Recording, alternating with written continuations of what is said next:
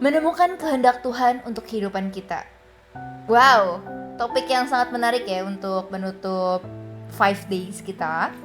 By the way, Shalom sahabat Ground Blessing, Happy Sunday sekali lagi. Ini adalah hari terakhir kita membahas mengenai win and wait.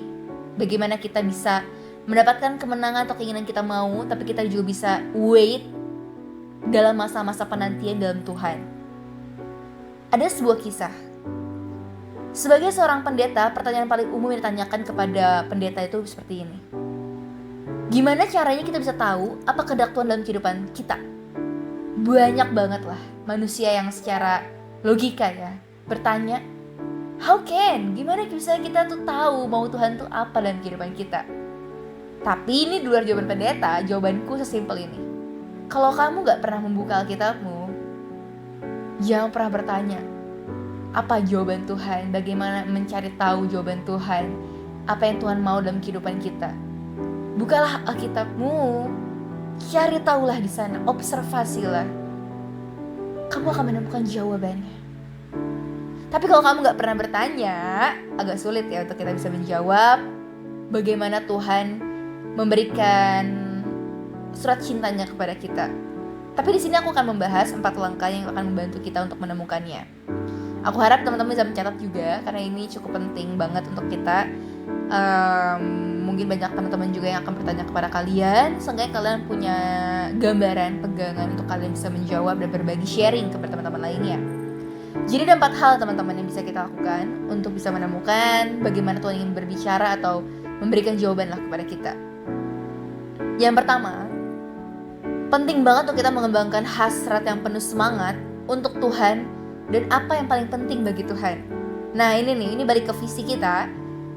Kalau kita aja gak pernah menetapkan visi kita terus jalan dengan Tuhan, intinya adalah untuk kemuliaan bagi Tuhan akan sangat sulit. Kita harus mengenal hati Tuhan, sehingga keinginan hatinya dan hati kita itu sangat sesuai. Dan kita harus selalu berdoa agar Tuhan tuh memberikan gambaran kepada kita dengan pikiran dan keinginan yang menyenangkan hati Tuhan. Yang kedua, luangkanlah waktu untuk berdoa dan membaca firman Tuhan. Kalian punya pasangan, lakukanlah. Jangan cuma sekedar mengobroli hal-hal duniawi.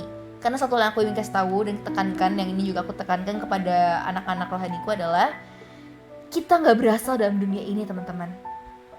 Tapi kita diwajibkan untuk hidup dalam dunia ini dengan satu syarat, untuk mengembalakan, menjadikan semua orang anak-anaknya Tuhan, muridnya Tuhan. Dan di sini kita harus paham, dengan meluangkan waktu berdoa dan membaca firman Tuhan bersama pasangan, bersama keluarga, even sendiri, itu akan kembali menguatkan kita dan kayak doa puasa lah untuk membuka pikiran hati dan diri kita, merendahkan diri kita secara di hadapan Tuhan untuk semakin mengerti apa yang Tuhan mau. Itu akan membantu kita mengenali suaranya. Dan doa kita tuh sehari-hari kadang terdengar seperti ini. Dan harusnya ya, Tuhan tolong saya untuk dapat mendengar suaramu dan mengenali bahwa itu adalah Engkau, supaya saya dapat melakukan hal-hal yang Kau inginkan dari saya. Yang ketiga, perhatikanlah bakat dan kemampuan kita dan fokus pada apa yang kita kuasai teman-teman. Setiap orang semua punya talenta, tapi banyak orang yang nanya, gue gak punya. Come on, asah setiap hal yang kita bisa lakukan. Tuhan gak mungkin menciptakan kita tanpa gak ada sebuah tujuan. Dia adalah Allah yang luar biasa. Dia adalah Papa yang baik, Papa yang akan memperhatikan setiap hal-hal yang kita inginkan. Tuhan memberi kita karunia sesuai rencananya untuk hidup kita. Pahami apa yang Tuhan taruh di dalam hidup kita untuk membantu dan membangun kerajaannya di bumi. Itulah kehendak Tuhan untuk kehidupan kita. Dan keempat, mintalah nasihat dari orang-orang yang sudah dewasa rohani. Guys, dewasa rohani itu gak perlu kita mencari mentor dari gereja manapun. Kita bisa melihat dari keluarga kita, dari teman kita, even pacar kita. Yang bisa kita lihat adalah mereka tuh dewasa secara rohani.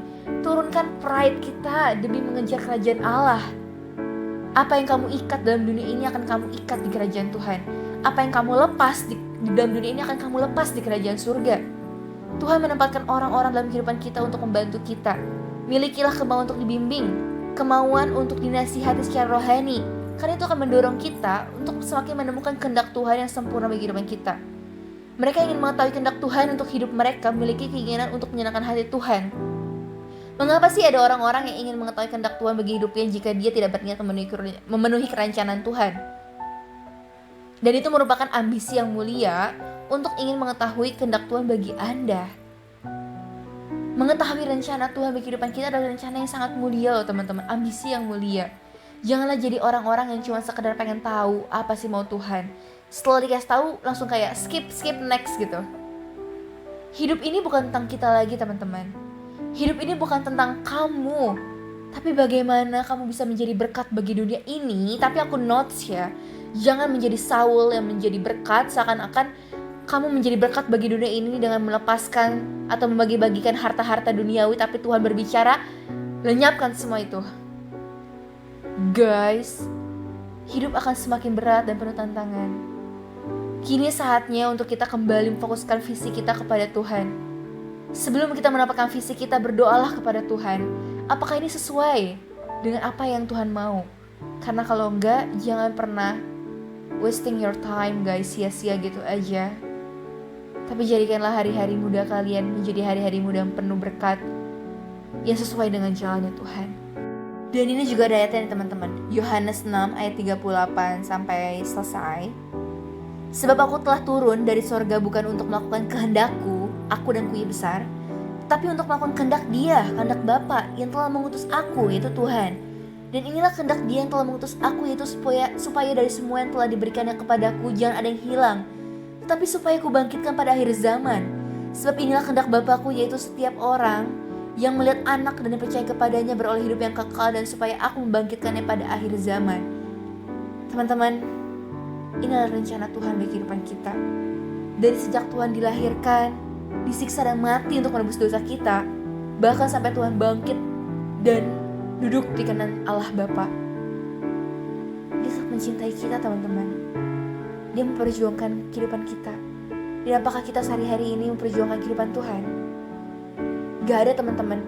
Say thank you yang lebih berarti. Bahkan even kita menyerahkan hidup kita di hadapan Tuhan, itu gak akan pernah ada artinya teman-teman.